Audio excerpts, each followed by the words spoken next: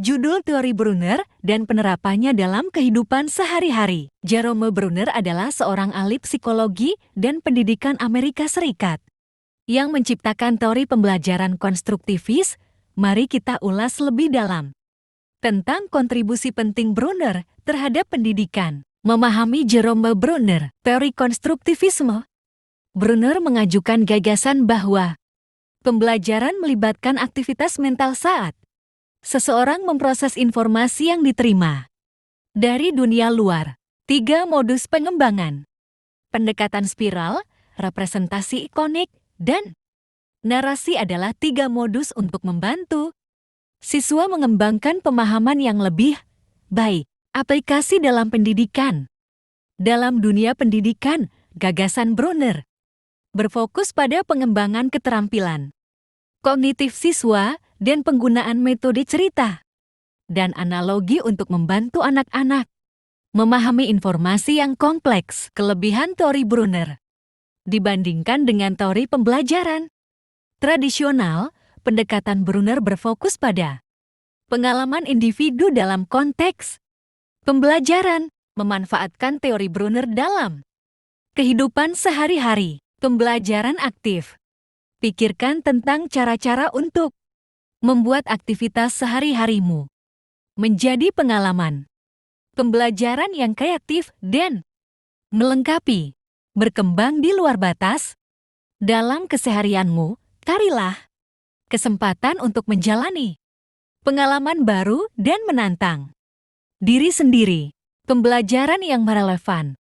Terapkan konsep Brunner untuk memaksimalkan pengalamanmu, seperti mendengarkan musik ketika belajar atau membuat checklist. Penerapan teori Brunner dalam pendidikan.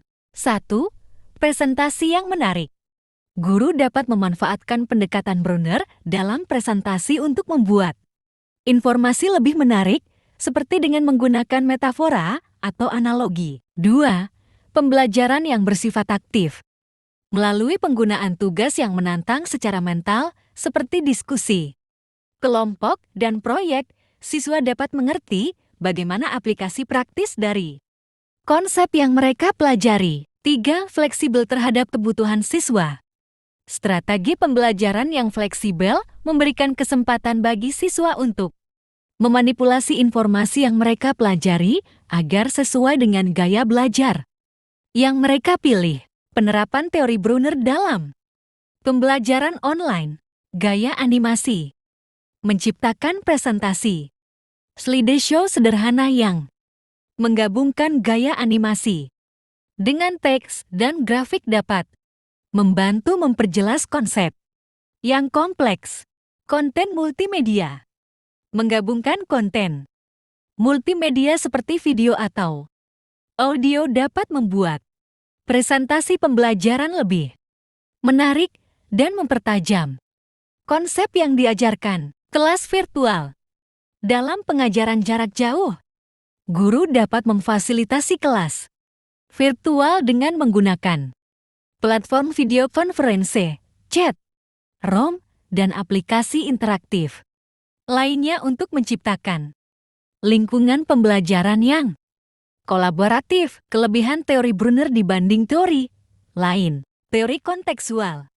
Dalam pendekatannya, Brunner menunjukkan pentingnya konteks dalam pembelajaran dan bahwa ia harus dipertimbangkan ketika menyusun strategi pembelajaran. Imajinasi dan kreativitas. Brunner menekankan pentingnya imajinasi dan kreativitas dalam pembelajaran serta berfokus pada kemampuan siswa untuk membuat arti dari materi yang mereka pelajari melalui pengalaman pertumbuhan intelektual.